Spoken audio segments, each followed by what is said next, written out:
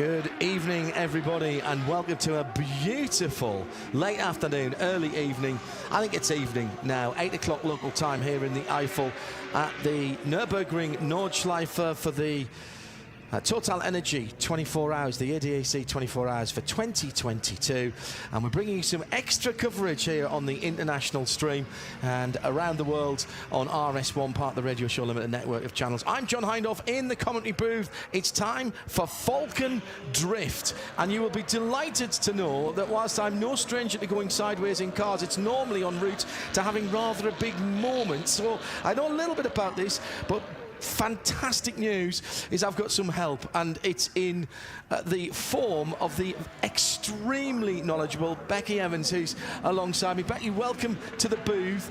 These are your people. This is your sport.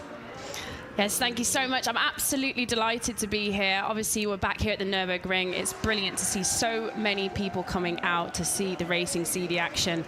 And we're here for the Falken Tyres Drift Show. And as you were saying, I'm no stranger to a drift track. I work for Red Bull Drift Masters, so the biggest European championship that we have here. And I am the host for that. So it's brilliant to see some of my drivers here and a lot of new faces as well. Yeah, but stop all that. You're hiding your light under a bushel here. You drive these cars. You've competed. You've got experience in that. You've still got an S15 that you've had for quite a long time, still running on its standard original engine, and we'll talk about the technicalities of this in terms of the car builds and the engines as we go through. How long have you been involved with this sport? So I've been around drifting now for around 4 years. I started because I wanted to get into a grassroots motorsport, and drifting is very much grassroots, starting at the very bottom and allowing people to come through with quite simple cars all the way up to the machinery that you see on the track here today, which is really technical and very much pro spec. So yes, I started with a series called Drift Queen, where I built my very first drift car, which was the S15, and that car... Can never get rid of that now. No, that car will stay with me forever. And as you say, she's still original SR20, still original gearbox, although I am on my third gearbox, but we'll talk about that later. But yeah, brilliant cars and a wonderful sport, and delighted to be a part of it. At the moment, the guys are just sorting themselves out in terms of getting the feel for the track down at the bottom of the Grand Prix circuit at Nürburgring, down at the hairpin at the bottom of the hill. It looks a very simple corner, but talking to a few of the guys earlier on, there's a real opportunity here to get some speed up, because it's not just about sideways, it's about speed in drifting as well, and commitment. Absolutely. With drifting, you want good speed, you want brilliant commitment, and also the thing is, it might look like they're spinning the tyres up, but the aim of the game is grip here. They want as much grip as they're coming into that corner as possible to be able to break the traction and still be able to make that car move on the line that they are. And that's actually almost counterintuitive to what we would think when we see these cars being thrown into a slide or provoked into a slide, either by flicking the car or using the handbrake, hydraulic handbrakes these cars will have, because you think, all right, let's blow the tyres right up, let's get all the overheat them to get the grip, but that wouldn't give you forward progress, and that speed element is super important, so that these cars are actually quite softly sprung and suspended at the back.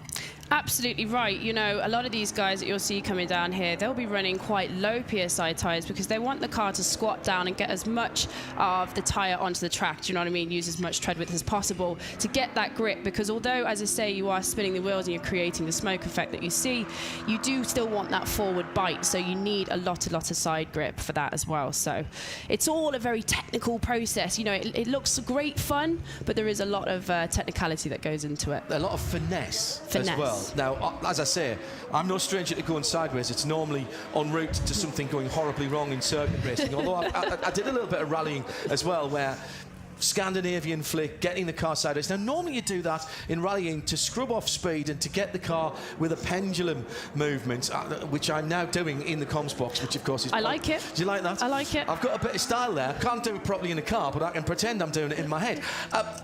Here it is as much about getting the car to the right attitude, and I've seen enough of this to know that it's almost 90 degrees to the direction of travel. It's extraordinary. What kind of modifications have the cars got to have at the front end to be able to get that steering lock, enough angle on the steering? So you'll see the cars, I mean, they're running, sometimes you'll see them coming down, they've got almost 60, 70 degrees of angle, but the front you'll see sometimes the wheels are sitting a little bit prouder. It's because a lot of them are running what is called wise fab, which is kind of an extended knuckles on the front here, which enables the wheel to be able to get as much pitch as possible, you know, like, and they're running quite a lot of caster as well. But a lot of it is to do with these extended hub knuckles at the front here. Caster is like your supermarket trolley. So what you want to do is you want to get as much in front of the pivot point on the wheel as you can. And what that allows you to do, and you do this in rally cars as well, and to a certain extent on circuit racing cars, when you have to get a load of opposite lock on, if you then leave go of the wheel will spin back. Now the skill is catching it in the right place and not dislocating a thumb, quite honestly. Yeah. Guess who's done that before? Ouchies. So that's the caster angle, the angle that makes the wheels always want to point forward when you're going forward. Like I say, think of your supermarket trolley. Just caught a quick glimpse of Rick van Gerthem there in the BMW M5 V8 Drift Taxi. This is one of our only lady drivers that is joining us here this weekend. They're actually a couple, himself and herself here. They both have matching V8 Mustangs. I went over and had a chat with her earlier. She was so nervous, bless her. But I was just delighted to see a lady driver out here in Germany. But she did an absolutely great run there, so she should be delighted with that. And that was that... what number car was that? That was Jan Mering, wasn't it? Romy, her name is. Romy Zellvelberg, yeah, that's it, absolutely. 5.6 litre V8, 450 brake horsepower, matching car with her husband. I mean, it's brilliant, right? You know, to have a married couple out here drifting together. The couple that drift together stay together, apparently. We like to think that. Fantastic stuff. So at the moment we're seeing single runs. All the drivers are dialing themselves and their cars in. They'll have put a brand new set of Falken tyres on before they came into this part of the arena. There's a good crowd here on a beautiful evening and a fantastic selection of cars, including some local drivers from around Germany. But clearly, this is a big sport, has been for quite a long time, and there's a pro scene here, Becky. Yeah, there is. There's very much a pro scene. Big enough in Germany, but across Europe we have, I think we have something like 27 nations that come to join us at Drift Masters. So, you know, drifting has a universal appeal across the globe. We have big championships here in Europe.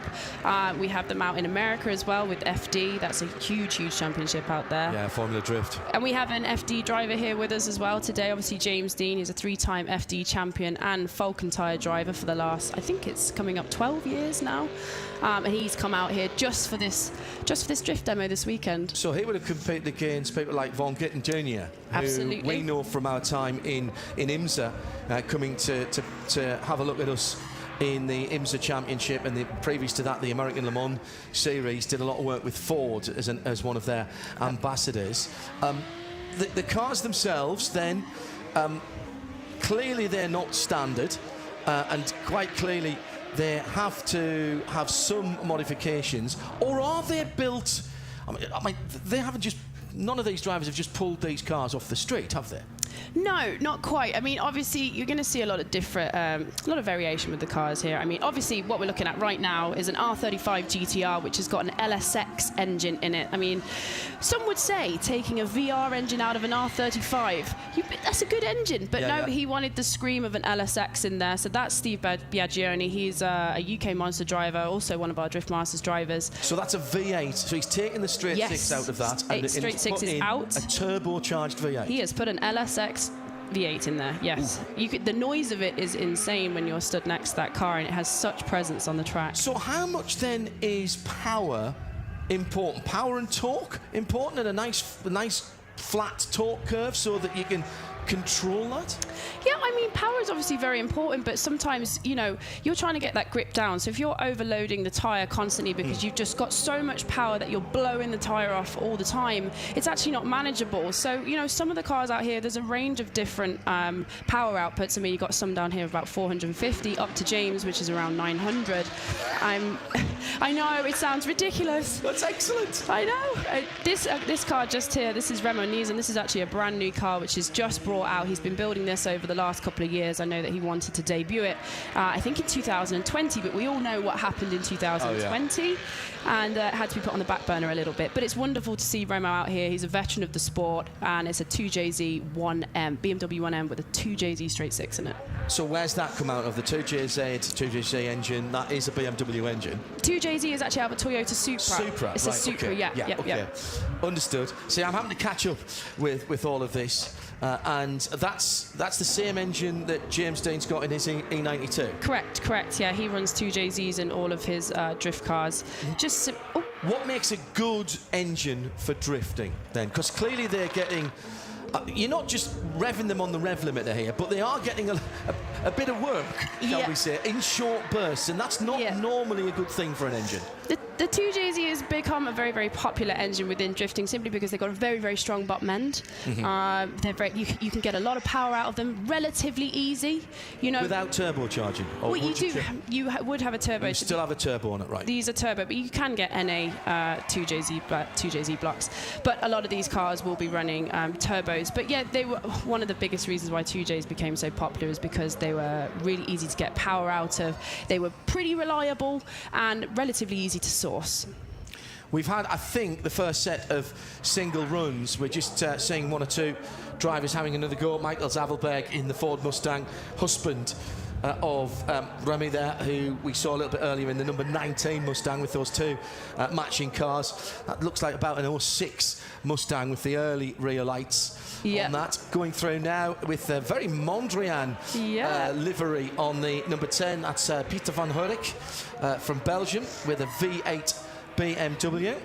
Absolutely. I looked at that car earlier and I was like, what is that? It's Mondrian, isn't it? It's Mondrian. We had a Peugeot that ran in World Endurance Championship, or the precursor to that was very like that. Good crowds turned out today. This is always a big Friday night evening out for the crowds who are in their hundreds of thousands here, of course. Manuel Schrimpf in the Skyline R33. Yep, RB25, lovely car. Really nice. And following him through in a cloud of Falken tyre smoke. I can't even see the car. You might be able to work out who that was. I'm pretty sure they're not going in number order now. They've mixed themselves up. It looked to me like Max Heidrich just back there. Okay. He is. I'll take your word for that. He's another seasoned driver from Drift Masters. Little 1M. This is the number 20, Gerard Doy from the Netherlands. Big sport in the Low Countries, drifting in the little compact, in the little stubby, and followed that up with, I think this might be my favourite car.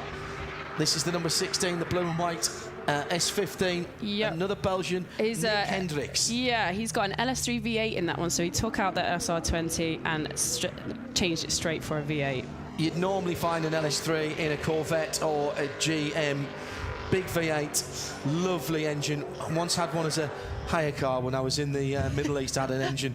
I worked for a little while for Reuters in the Second Gulf War, and basically I wanted the biggest, fastest engine I could get so that I was a very fast-moving target. And it was in a Chevy Impala Triple S, basically. Fabulous. Which was basically like a Holden Commodore with a LS3 in it. This is a Chaser. This is one of the guys. There's two. You'll see two of these cars. You might think it's the same car, but it's not. They have two identical cars. One is a 1JZ engine. One is a 2JZ engine. And yeah, they just seem to be out there having some fun together. So that was a two-door coupe Toyota Chaser. Now we didn't get that in the UK. That was a Japanese car. So what does that most closely relate to that we might have seen in Europe? Because I know that they had some with the Lexus brand as well. They had some different cars. But you see them in Gran Turismo and things like that. You get into them early on to do your tests. Yeah, no, 100%. Who's popping down here?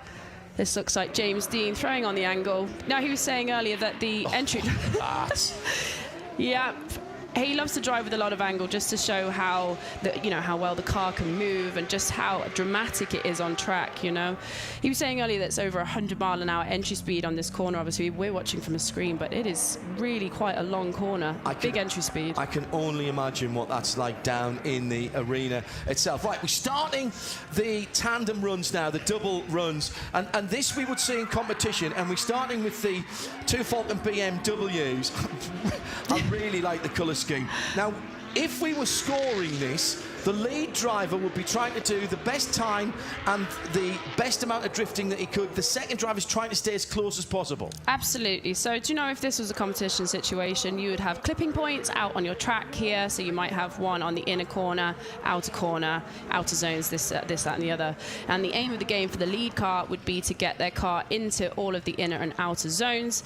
And then the car following along, if this was a lead and chase run, he would be trying to mirror the car in front and also get as closest proximity to the other car as he could, whereas a lead driver will be looking to have the best qualifying line. So anybody who's watched Formula E and sees the power-up zone in there, now that's projected onto the track from the TV companies. Yeah. What we see in drift is hash marks quite often painted onto the inside or the outside of the circuit, so the drivers can actually see what they're aiming for to slide the car across. Absolutely. So the judges and the organisers of the event would go out there and they would paint the hash marked boxes out onto the track, so you have a visual, but also in the briefing the drivers would have a very thorough briefing to let them know where they were.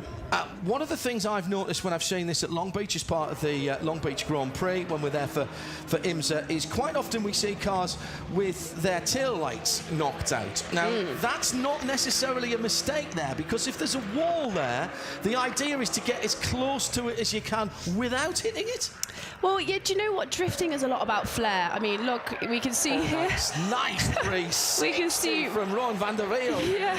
M6, that's a big car to do that with. That is a huge car. If you've ever driven an M6, you know how big those things are. So for him to do a lovely little 360 there. But getting back to what you're saying, drifting, there's so much personality in the driving. You know, Rohan, you can already see he's cheeky chappy. That's him all over. He does that doing a spin into the pub. Do you know what I mean? So, like, it's got so much personality in the driving styles, and yeah, to be honest, it's very key. It's very key to the style. And as you were saying about the lights, like, people like to get nice and close, but it's almost who's got the bigger cojones. Who can get as close as you can, and who can you know, give it a little wall tap, give it a little tap there. I like that. Yeah, that a bit of a show off. That massively. There you go. That's a bit of a show off. But I think, well, you're not going to be a shrinking violet if you're doing this. Another single run from that lovely Nick Hendricks Nissan S15, the man from Belgium, the blue and white car. And here's the next lead follow group. Now you see they've got a bit split up. You would lose points as the chasing driver for that. That's way too far away. You want to be almost on the rear three-quarter of the car. 100%. You know, your job as the chase driver is to mirror exactly what your leader is doing. So he got a little bit of separation there, maybe got a bit lost in the smoke. Yeah, that wouldn't go down well with judging criteria, so he might lose a few points there. He's Steve again in that R35. Thankfully, though, this is all good fun. Yes, this isn't. We're not scoring points here, thank goodness. I did bring a pen and a piece of paper just in case we needed to. We haven't talked about Robin Zwanenberg in the E92 BMW. He was the lead car there. Yeah, as he went through. Beautiful car, still running the original engine. That's an S65 V8. I have an E92 M3 myself, so I'm very, very fond of those cars. And the S65, to me, is probably one of the best sounding V8s that BMW ever made. So yeah, he's not even running a supercharger. He's just running the S65 E92 M3 as it was supposed to be. As it was supposed to be. Here's the two Falken cars just doing another run. In fact, they're swapping around, so they'll swap the lead driver next time around. The number 6 is Mark Visser in the Z4 with a V8, which of course it never had as a production car, although the racing versions did get one, specially homologated.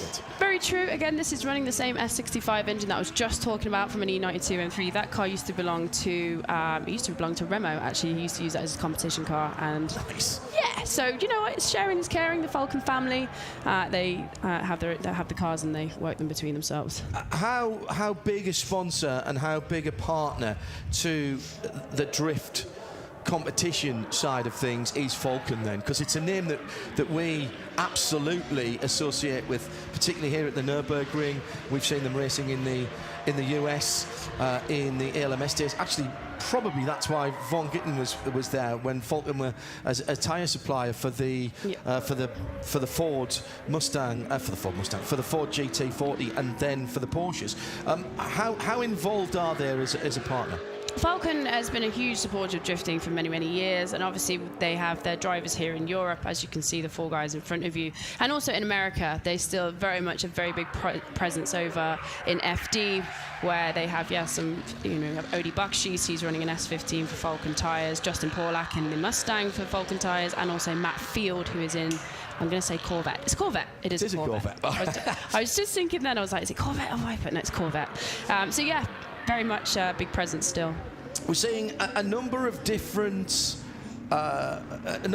styles and a number of different ways to get into the drift. Notice that the first drift, obviously, is a right-hand corner, so you want to get the nose of the car pointing to the inside.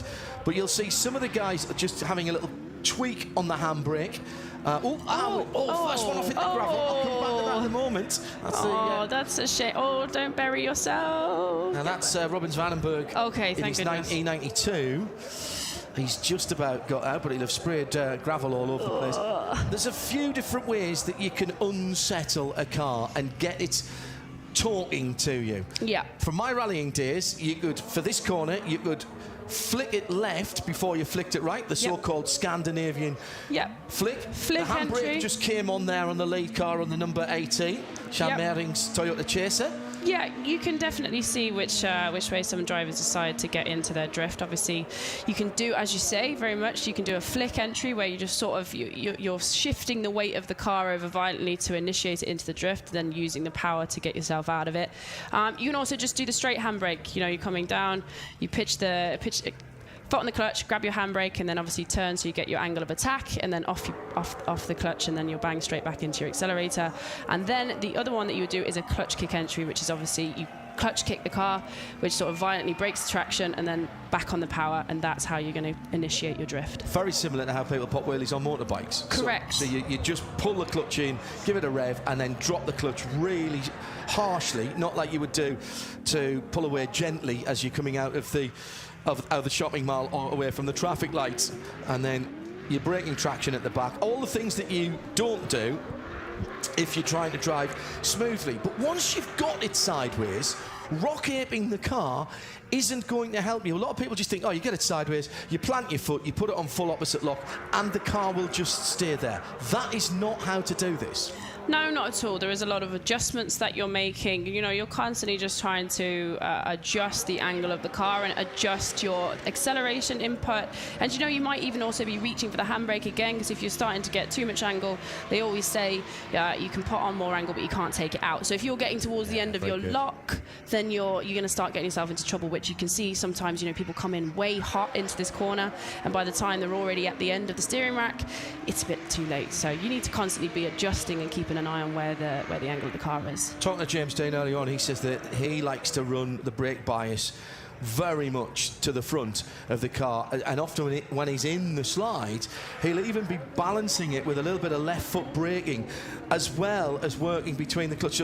So there's a lot going on here, feeding the wheel, making little adjustments, throttle and brake working together. Yeah, it's a bit of a ballet, really, is it? It is, absolutely. I mean, he likes to say it's an Irish dance, right? Because he's running a 2JZ turbocharged car. So also you got to remember, you got quite a lag with those engines. So you're constantly trying to keep the revs up whilst you're on the clutch. Then you're also on the handbrake. So you're on the handbrake, keeping the revs up. Then you're back on the power, and then you're going to sort of float your left foot over the brake pedal just to give it enough to balance the car. Because you don't want to be making, as we were talking earlier about the suspension setups. Obviously, the back is quite soft. So if you're constantly on the handbrake, you're going to get this donkey ride effect going on. So you just want to balance the car nicely with the left foot braking. And when it all works, and when you see a very good exponent, and we have some very good exponents here, it all looks effortless. And yet, to make that, it's the swan effect, isn't it? To make that lovely smooth slide. Here we're seeing the number 11, which is Shari Orije in the Toyota Chaser, the second of those two little hatchbacks, little fastbacks, excuse me. There's so much going on beneath the surface to get that nice, smooth transition from left to right. Absolutely. Do you know, they say it's like dancing with cars. Drifting has this, they call it the figure skating of driving. Do you know what I mean? Because you are essentially trying to get the car to float and dance, but there's just a lot to make the cars do that. Right, the two Falken BM, and I think they're both BMWs under there. They are. are. E39 M5. That's lovely. Yeah, that's a U car. Do you know? I'm thinking that is absolutely up my strata. That car, I remember that car. I could never afford one back in the day. I think that's such an elegant car. People will say, hang on a second, an M5, that's far too big a car. But when you look at it now, it's actually not that big a car. I think it's beautifully proportioned, and to see it completely sideways, as it is here, in some ways looks a bit wrong, but I think that makes it right. 100%. Yeah, the E39 M5 is very much it's an iconic car from BMW there, but obviously it had such a strong V8 engine in it. And yeah, when you see that thing floating towards you, flat chat 90 degrees, you think, Jesus, that's not supposed to do that, really. but that's the beauty of drifting, you know, like you're controlling a car that's essentially out of control. Does it? Can you make a drift car out of any body style? I mean, a lot of these drivers are part of teams. There are constructors who specialise in this, and obviously you have to have the safety equipment, so there's a roll cage in there, the suspension, quite a lot of the suspension will be bespoke. There's certain things you can't do, like you can't move the top mounts and things like that, because they've got to be scrutineered, they've got to be effectively homologated. But could you pretty much start as a base car with anything, or are some cars just inherently better than others? Length between the wheels, that sort of stuff? Yeah, I mean, obviously, technically, you could make any car into a drift car. But however, you know, first of all, you need to look at the weight proportions. You obviously want a weight bias, lighter at the rear, heavier at the front, so most likely more of a front engine car. Then, first of all, you don't want to rearrange the entire engineering of the car, so you want to start potentially with a rear-wheel drive car instead of trying to convert a front-wheel drive. So do you know what I mean? You're cutting off different cars here at left, right, and centre with these specifics that you need. And some cars, I mean, this is why the Nissan Silvia has been so popular as a drift car. You know, they just drift better. They're just set up. They're just engineered better. The Japanese had even before you start specifically tuning them for drifting. So even as a street car, and let's not forget, like most great forms of motorsport, whether it's endurance racing, which was originally point-to-point from towns when the motor car first came out, drag racing started on the streets, and, you know, those of you who live around my neck of the woods, down at Santa Port, it's there. Big weekend coming up with first the FIA meetings there. It's the main event this weekend, actually. Yeah, this weekend. Is that this weekend? Yeah, my friend Annie Wallace will be out there with the Pro Mod car this weekend. I've known Keith Bartlett for about 1 million years. I remember him racing back in the 1970s, late 1970s, before he took it over. But drifting started on the streets in Japan. In Japan, yes. So you know, they had the Toge roads. Oh, look at this! Look at her go! Delighted for her. Has she spun off the? No, it's no, just she's still going. I thought she'd spun off the rear tyre there for a moment. Quite a heavy car. That's you know what I mean, with the Mustang. So she's still going. She's just she's getting round in her circles. I've been up around the roads around Mount Fuji when we've been racing over there, and there's a road on the far side down from Mount Fuji where you can absolutely see, it's a beautiful curving road. It's a smashing road. You can do a great hill climb on it. Yeah. But at the weekends, you don't drive down it, you don't drive up it. That's not the way you come back from the track on a Saturday or a Sunday night, because there are unofficial drift championships going on there, and you can see from the serpentine marks on the road. So that's where it started. How did it get across to Europe, and how did it get to be competitive and basically spread across the world? So obviously, yes, as you were saying, drifting started in Japan. Started on the Togo roads that you talk about outside Mount Fuji. You know, lots of drivers became kind of like cult heroes, like the Nakamuras, the Taniguchis. And then they started to create what was called, there was Initial D as well, which is the cartoon. And then they started their own group. It's not Group D. It's not Initial D either. D1, sorry. D1. That was it. Sorry, I've got all the Ds. FDs. There's always Ds. Yeah. So, so D1 then started over in Japan, caught the eye of a lot of people. Obviously, then you've got New Zealand, which is not very far from Japan. A lot of drifting started to happen in New Zealand. And then it just steadily but surely spread all over the world. People were very much a fan of the culture and of the cars, and I think, you know, especially in Ireland, I think it started in around 2008 that drifting started in Ireland particularly, and around that time, just before that as well, it was obviously coming to the UK with BDC and that sort of stuff. But yeah, this guy here, James Dean, 19 championships under his belt. Arguably one of the best drivers in the world and definitely the most decorated, but comes from a small village in the south of Ireland, which you'd think, wow, that's so far away from the hills of Japan. But yeah, that's how much the sport has spread, and as the love for it is universal. Shane Lynch, of course, formerly of Boyzone, was a big competitor. We had him at the racing car show at Birmingham in the indoor arena a few times. We had him on a couple of Top Gear live shows that I worked on and presented with Tiffany Dell as well. Precision driving as well as sideways driving. Beautiful stuff from the two Toyota. That's a big car, you know. Like, I'm just thinking, if I was driving that, I would feel like, I don't know, a pea in a coconut. Do you know what I mean? But the other thing I noticed about that is look how much overhang there is behind the rear wheels. So judging where the back end of the car is, it's hard enough to judge where the front end of the car is. Yeah. But the back end of the car, when you're trying to get those big slides close to walls and things like that, or when you're trying to get very close to each other. Now this is a nice touch. We've got some coloured smoke coming out. Oh, look, yeah, so absolutely.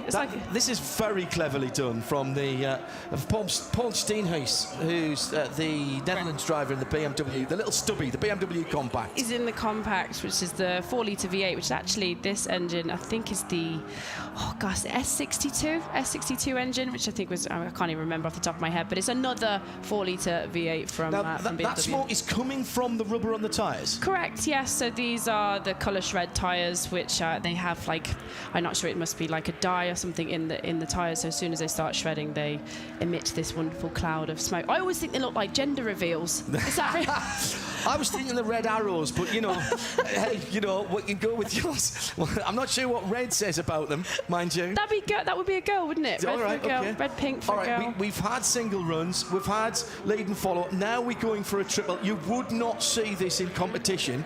No. This is just for the show, and the three of the Falken Tyres cars are out there together in a triple full spin. Lovely stuff. Now remember, these guys are not stunt drivers and precision drivers. They are drift drivers, but they have got all the silky skills.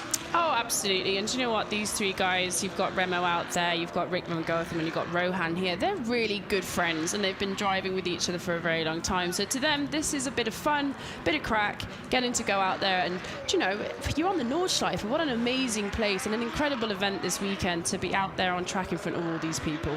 I love that. That's a really nice. I've not seen triple three up like that before, and they did that really nicely. This doesn't just happen by accident, of course. You have to practice this. You wouldn't do this in competition. And this is the husband and wife team again. This is the couple. I'm so glad she's out there having some fun. As I said, I spoke to her earlier. She was quite nervous. And I said, go on, girl. You're going to kill it. Little bit of confidence as she's out there rocking it. I love to see it. The thing is here, there's no points being awarded, so no harm, no foul. This is just go out there, do your stuff, have a bit of fun. I love it. It's brilliant. Might even inspire a bit of confidence at the next event and the next competition. Oh, 100%. And do you know what? Any driver gets a little bit of nerves inside them. I speak to any of my drivers and drift masters, and look how many people are sat out there, And the thing about drifting is you've got 30 seconds to get all of that right. Every move that you do has to be in sequence, on time, and perfect to the line that you're trying to get. So there is a lot of pressure on the drivers out there. Lots of them have different ways of chilling themselves out beforehand or different rituals before they go in. But honestly, it's the pressure that the drivers feel it's no joke. Here comes that very lovely Soviet again, the blue, black and white car. It's a lovely looking machine, isn't it, the S15? It is beautifully proportioned. And that's Whisper it, that's quite an old car now, but it still looks contemporary. If they were to roll that out now and tell you that this was the new car, you'd go, yeah, all right, I'll be up with that. Yeah, yes, Kubi is coming back into style as well, of course, with Toyota reviving the Supra, and the Supra GR just coming out under £30,000 in the UK for 400 plus horsepower and a gearbox, i.e. 3 pedals. You're very much a manual man, aren't you? Oh. There you go. I'm asking questions that I already know the answers to a little bit, but this is for the viewer. You know me already. I know. I love Very standard-looking BMW there for Gerard Doy in the 1M, the man from the Netherlands. Who have we got here in a cloud of smoke? Oh, it's Bagsy.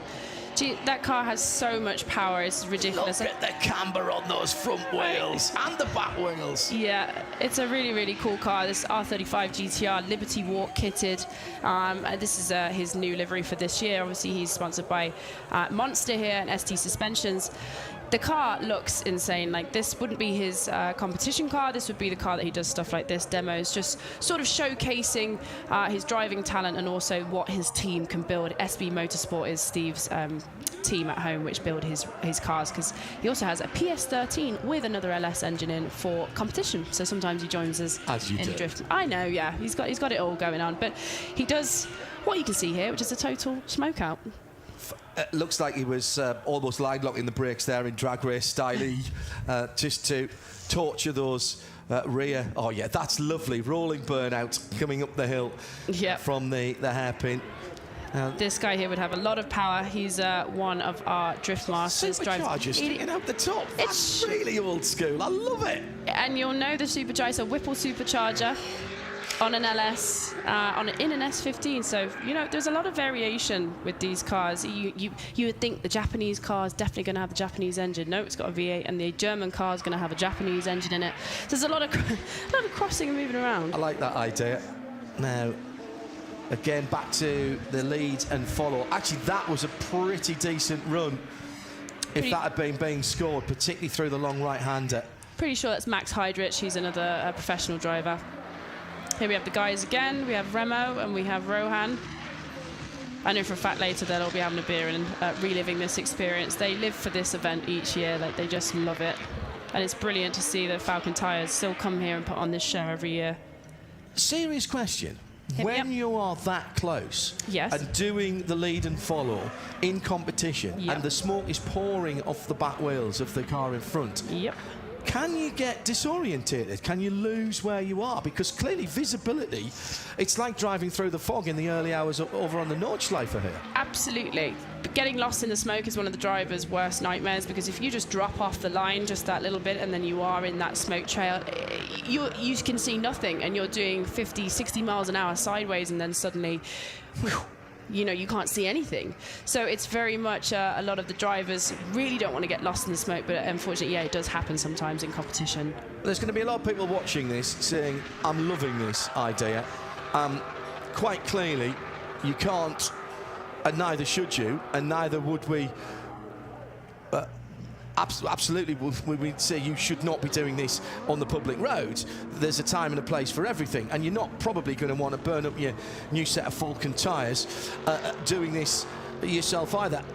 Are there places that you can go, like you can go to do testing a kart, like an arrive and drive sort of thing? Are there such places where you can go and sample this and find if you're any good? Because it's quite specialised in the machinery. 100%. There is a lot of drift schools popping up. I know there's a good few in the UK. I actually learnt at a drift school when I first started drifting, because it's a really great way just to sort of get yourself in a car, figure out if you even like it, and also they have great trainers on hand there. So, you know, if you really were looking at this and thinking, yeah, do you know what, I'm going to get myself into drifting, before you do all of the investment and buy yourself a car and, do you know, all of the modifications that you need. Oh, that was very nice. Oh, that's lovely. That is about as good as it gets in lead and follow. I don't think there was a yard between the two cars there. Yeah, two friends that know each other very well, because a big thing when it comes to the chase and lead is trust, because at the end of the day, you're going full power, the other guy's going full power, and you need to know that he's going to still push on and not, you know, do something that you're not expecting. So those guys put on a really lovely show because they're both full power. The thing I love about that M5 is that, other than the livery, it's absolutely stock bodywork-wise. I mean, you could put that on the street with a plain colour and nobody would know what it is. It's the ultimate street sleeper without the Falken tyres livery, of course. Back to triple running again. This you wouldn't see in competition. This is fantastic stuff. What are the biggest mistakes then? What are the most common mistakes, Becky, that people make when they go to drift school and when they're getting into this? It's a very hard concept sometimes to get your head around. A lot of us that have been driving and done a lot of driving practice have been taught exploring the edge of the grip, right? You've always been told to keep your traction. You want as much traction as you can to get the best time, to keep yourself flying around those corners. Here, we're telling you to completely unlearn that. We're telling you that you need to break traction. Yes. You need to unsettle the car. You need to flick the car and then go into a transition, a weight transition. But, we've got 4 cars now. A quad run now. BMW, Nissan, BMW, and on the back is another BMW. Yeah. 92, I think, at the back. Is that? Not sure. They're getting nice and confident now. We're going. This is all going to go horribly wrong at some stage. Do you know it doesn't though? On the drift practice days that I've been to, they send cars in trains like this, so you might be in a train of 6 of you. No. I swear, honestly, and it's like everybody is just chasing each other, having great fun. Honestly, you are watching these guys having a lot of fun out on the track there. So no pressure of competition here, of course. We aren't. These guys aren't getting scored about it. So breaking traction, trying to unlearn all of those habits that we are taught, whether we've been driving on the road, certainly if we've been track driving. To a certain extent, it's driving for effect, but you still have to be under control. So it's a new set of control skills that you are learning. 100%. A lot of the thing, I would say, I'm going to speak personally from my own experience. When I first started drifting, one of the hardest things that I had to think was predicting the weight transfer. So when you launch the car in and get on the handbrake, what goes left must come right. So it's then being able to catch that transition, control it. And you have so many inputs. You have 6 inputs. You have steering input, you have throttle input, you have left foot brake input, you have clutch input, you have hydro handbrake input, and you also have gears. I think that's 6. Someone will tell me it's 6. But there's a lot of things that you can do to control that car and to keep that drift moving forwards, So it's just learning the process. A lot of it's timing. Mm-hmm. So, you don't want to catch that once it's starting to make that weight transition. You want to be able to catch it, as you said earlier, about without breaking your thumb, catch that self-centering steering wheel at the right time and be able to put the right input in. Thumbs up is always the right way. Remember, thumbs up. Always never wrap your hands around when you're trying to catch that. Thumbs up, and you catch the edge, the absolute edge of the steering wheel. I let go of it. Well, no, I've done that before. When a car gets very, very sideways, let the car come back to you and leave go when it's straight. Do you put a bit of tape or something on top dead centre of the steering wheel? A lot of people would have a centre mark, yes. Yeah. But to be honest, you have it's hard to explain. But once you start doing it enough, you have an innate sense of sort of where that is. But yeah, as you were saying, I would say the number one thing that I found difficult was just the timing of everything. So, are you more likely to just overcook it and spin it? So, okay, let's assume we're doing a drift school now, and you put me in the car. Alrighty. Right, so I'm charging down the hill towards this. First thing is probably I'm not going fast enough, because I'm sure most people don't understand about the kind of spell. Hello.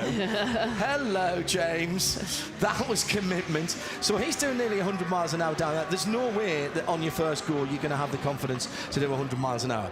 Number 2, you're going to turn in and start to get it going, and your natural thing is to try and want to save it. Mm-hmm. So then it's either going to snap back the other direction and spear off to the left, or you're going to overdo it and spin it all the way around. And overcook it, exactly. So, as you were saying, you're coming down, you get yourself onto the handbrake. I love that. It looks wicked, doesn't it? Just out there having a lot of fun. And that's the R33 with the RB25, I'm pretty sure, out there. It's a cool-looking car, to be fair. I always think when you look at Skylines, R33s, R32s, they're just such an iconic vehicle. It's Manuel Schrimpf, one of the German drivers. There's a beautiful Carl Sonic R32 running in the Touring Car Legends. I saw it earlier. Is that not just one of the most beautiful things you've ever seen? Unreal. I actually stopped that was racing today. Yeah, and it was with all the E30 M3s and the 190 Evos and stuff. Correct. That race, I'll be honest, was my favourite race of the weekend. They started serious. From here. They formed up on the grid right in front of us on the start-finish line, which is where we're watching from now, thanks to our colleagues for giving us the pictures. And they did a standing start to move off, and the unbelievable noise was just fantastic. I'm such an old woman in a young woman's body, do you know? Like, I look at these cars that you're just talking about, and I'm like, gosh, you know, I was born in the wrong era. but you could tell them apart, and I mean, you can tell all of these cars apart. Do you get contemporary model cars? So would you get a new BMW? Would you get a newer, some of the newer Nissans and stuff like that? 100%. So why are the classic cars, why are the older cars more popular and still popular? More popular, I mean, a lot of it will be price. I mean, once you start, Right. you know, with the brand new cars, you're going to be cutting up a brand new chassis, which is going to be quite pricey. Right. But second of all, it's a well-known, tuned and tested chassis, which has lots of off-the-shelf parts that you can find, and a lot of knowledge as well. You know, whereas when you have a new chassis, it's brand new. Not many people have tested it, drifted it. You can't find that many parts for it. Right. But you know, speaking of, you know, Max Heidrich throwing it in there. Good man, Max. Yeah, that was lovely. He's a very committed driver. Yeah. Do you think? Yeah, he's good at that. He was very committed there. He was hauling the mill there Yeah. down the hill. Does it make a difference, the geography of the track? So we're coming downhill a little bit. It sort of flattens out. There's a little bit of camber on the corner. Does that make a difference to how easy or difficult it is to get the cars moving around? Oh, yeah. So if I was coming... Oh, yeah. Oh, yeah. It's good. Only because I did this once. There's a track in Ireland, which is very similar. Big, long run up, and then it goes down. Obviously, you've got an elevation change there into sort of a cambered corner. My goodness, the elevation change makes a big change. Obviously, when you're coming down, you've got lots of high speed. That velocity, that terminal velocity of you coming and trying to handbrake, you need to plan for that. So that you need to adjust your speed earlier, because obviously you can very easily fly off the end of the track, as I so did. Yes. As I so did. The good news about doing it here at Mullenbachschleife, the bottom part of the Grand Prix Strecke, the Grand Prix track, is that there's actually lots of runoff. All right, you might get beached in the kitty litter, which would be a little bit embarrassing, but there's not much to hit. You could overcook it and hit the inside wall coming out of the corner, and also what they're doing is they're going back up the hill through the Michael Schumacher S and then just doubling back around on the shortcut that they actually use in the NLS races. Say, if you know that version, they're going the wrong way through there and then coming back down to form back up. So it actually works really well. It's very similar actually when they do drifting at Road Atlanta, that there's the opportunity down the hill to a left-hander. 9 and 10. Yeah, through the keyhole. And then through back underneath the bridge, and you can double back around fairly easily through the pits. Good knowledge. Pits area. Good knowledge. Another one of the tracks that I was very impressed. Road Atlanta is a FD track. It's super cool. And again, that's a nice sort of amphitheatre kind of area down there, much as we have at the bottom of the hill. Absolutely. Been fortunate to turn some laps around there and some pretty nice machinery when we've been there for Petit Le Mans, which we'll be back covering at the end of the year as the final race to the IMSA WeatherTech Sports Car Championship. I was going to tell you, when we were talking about new cars, you know, we're seeing a lot of the new M4 GT3 cars this weekend. Yeah. So there are two brothers called the Drift Brothers, which are German guys, Red Bull drivers, and they have two, not just one, they have two brand new G82 M4s, which they've now created into drift cars, still using the stock S58 engine, obviously 3-litre 6-cylinder engine in there, twin turbo, stock internals, running nearly 1,000 brake horsepower. So I know. I'm sorry? Yeah. Sorry, something went wrong with my headphones there, Becky. I thought you said stock internals. What? So they've beefed up the turbochargers. Yep.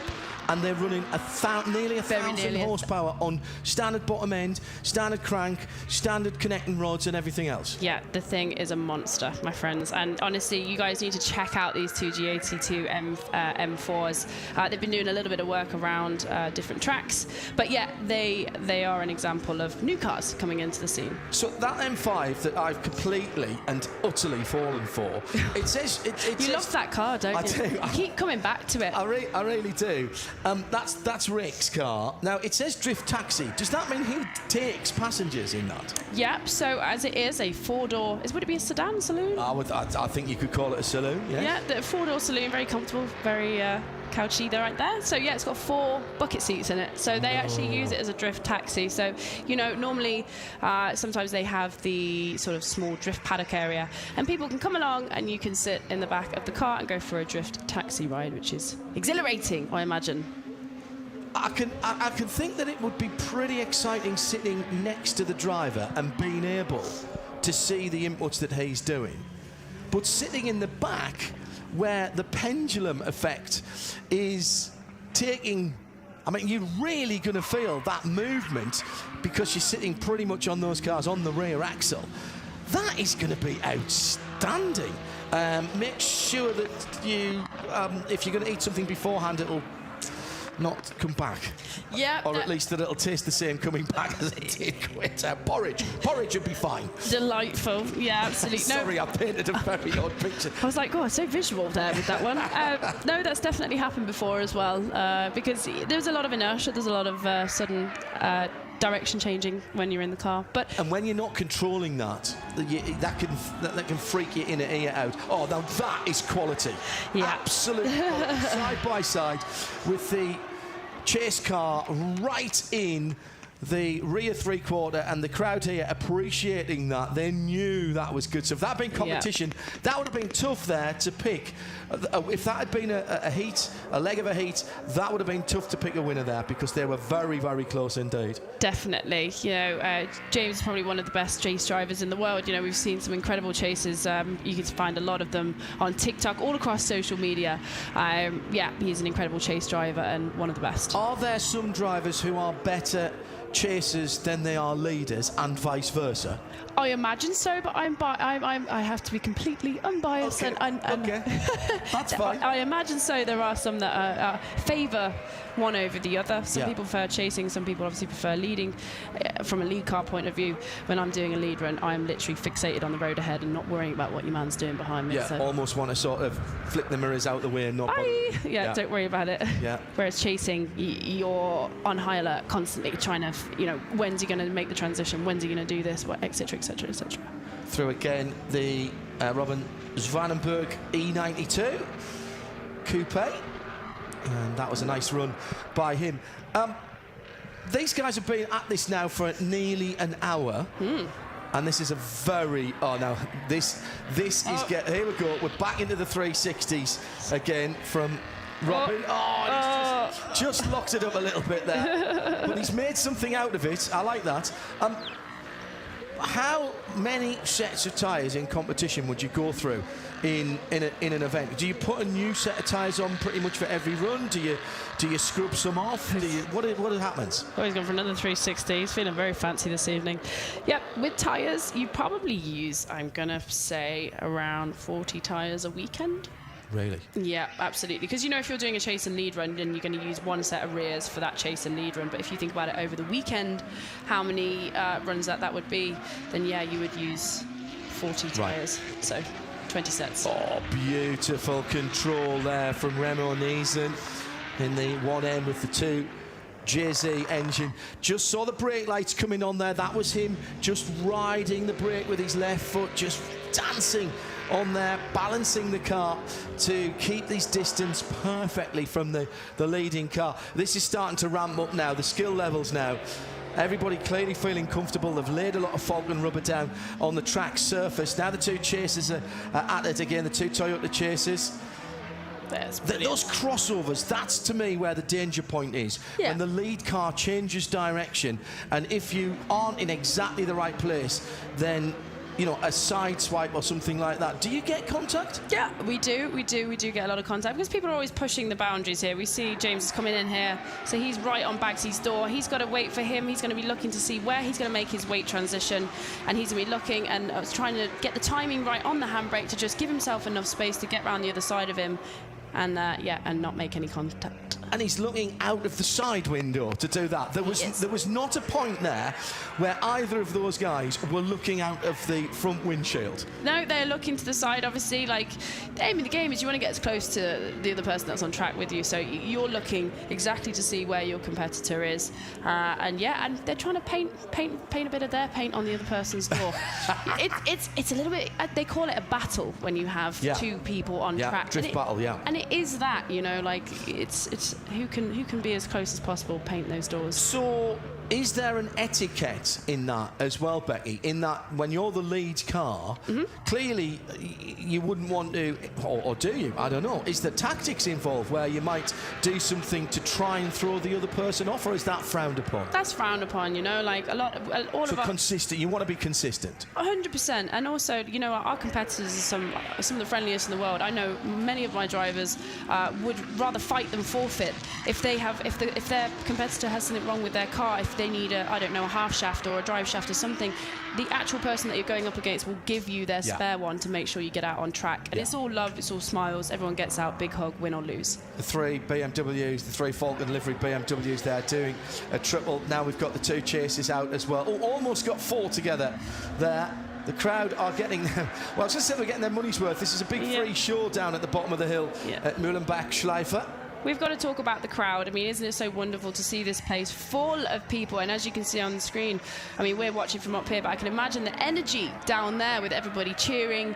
Just delighted to see the cars out having fun. Delighted to see Falken Tyres putting on a show for us this evening. And just look at them. Hand out the window, doing a little rodeo donut right there. Love it. It's good crack. Try and lock up the front wheels. You can't. That is effectively, that's a rolling burnout going round and round. So again, you're controlling the speed of the car.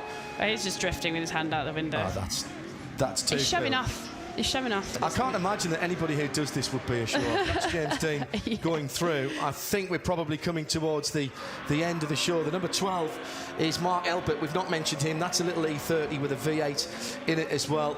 Yeah, absolutely. I mean, personally, I love an E30. I've got an E21 myself, but that sort of style of car, I just love seeing them go sideways. They are tiny nowadays when you see them, aren't they? They're so small. Yeah, absolutely tiny. So small, yeah. But they're brilliant cars. There's a couple of E30s in the European drift scene, especially in sort of Poland, and I think it was in the Greek series that I saw a good couple of E30s. Niels Visser going through there in the bright yellow and black. Number 9 car. Yep. So we're just starting to see the sun drop down below the horizon, so the light will be going shortly. And they're still lining up for some more runs. Here's the husband and wife team again. The Zavelbergs. Yeah, here we go. In she goes. So what she'll be doing here is she'll just be putting a bit of lock on, planting the foot to get it into a nice pirouette there, and also just using the left foot brake to pitch the inner wheel, stop it moving around too much, and just doing some lovely tandem donuts with her fella. Love it. What do you do on a Saturday night? Friday night, sorry. Well, possibly on a Saturday night as well, you know. If you've got enough room in the drive, might annoy the neighbours just a little bit. When we were at the Race of Champions in Barbados a few years ago, we had some area Latin race cars, and we did some Gymkhana work with those, and they were so light on the front end that you could lock the inside front wheel and just spin around a cone, and if you just let it off, you could just roll it round. They were great fun. Not sure they'd make a great drift car because they're so short, they're pretty twitchy. Yeah, atoms are twitchy. They're I mean, amazing car, fast. Oh yeah, really. Crazy fast, but anyway, drift cars. Well, we've talked about, could you make a drift car out of anything? Possibly not an aerial atom. You might have to lengthen it out just a little bit. Right, who have we got coming down now? Another couple of BMs. And that is a nice little mangy down the straight there. Mangy is where you see them doing the weight transfer. Like a nice little S across the track there. Dennis Koss in the black and yellow car. That's a M3. Lovely. Haven't mentioned Dennis, so I thought we'd give him a run for his money there. Here comes the boys back in town. Yeah, the 3 Falken cars using that little bit of runoff down at the bottom just to pitch the car in sideways. Come on, catch up. That M5 needs to catch up. Come on, you're better than that.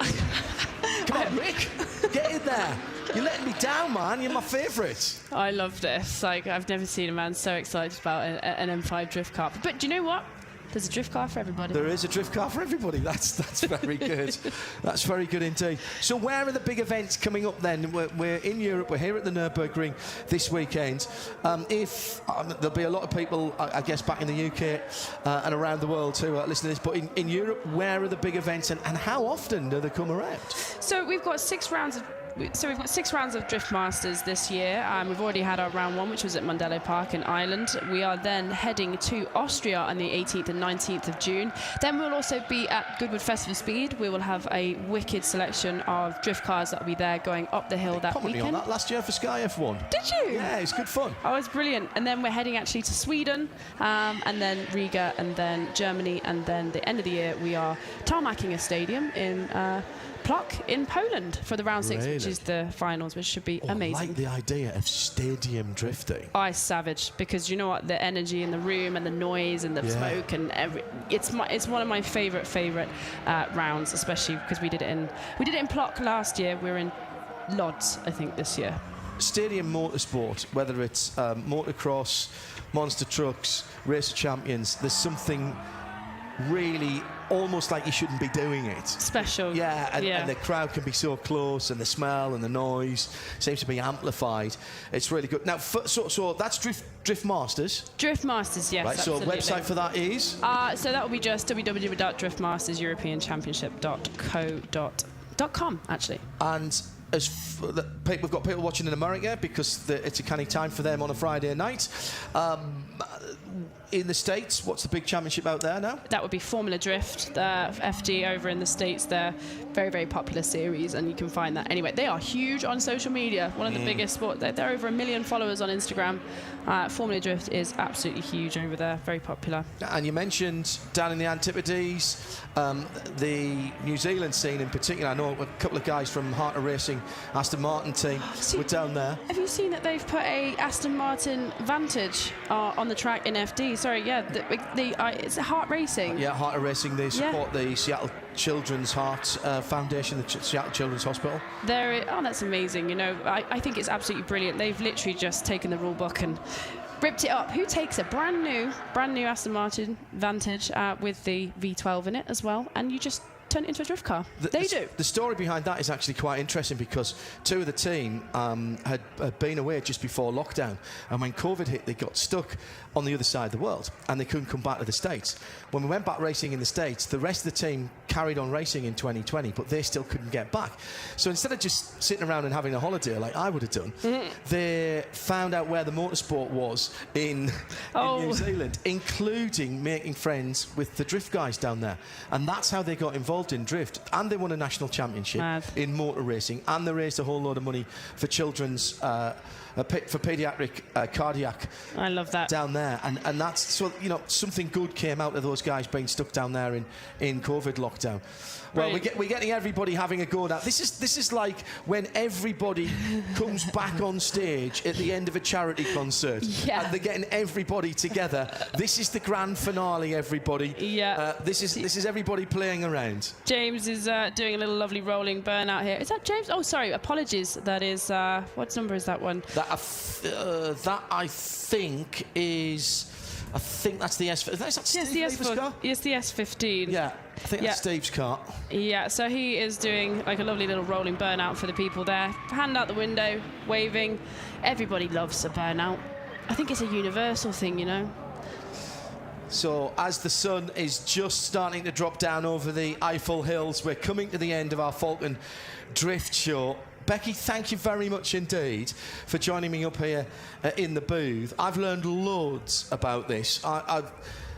It's visually very spectacular, and you don't actually need to know that much about it to look at it and know that we're having a good time and there's a lot of skill there.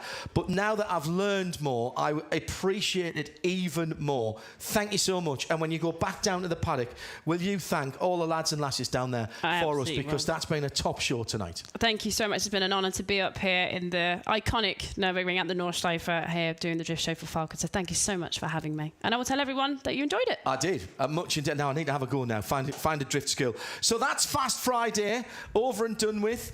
Tomorrow, get ready to go racing again with the BMW M2 Legends. We'll have that for you in sound and vision, plus all the build-up to the 50th anniversary TotalEnergies ADAC 24 Hours of Le Mans. For Becky, I'm John Hindhaugh. Thanks for being with us. Enjoy your Friday night, everybody, and we'll see you back here tomorrow. Bye-bye. Bye-bye.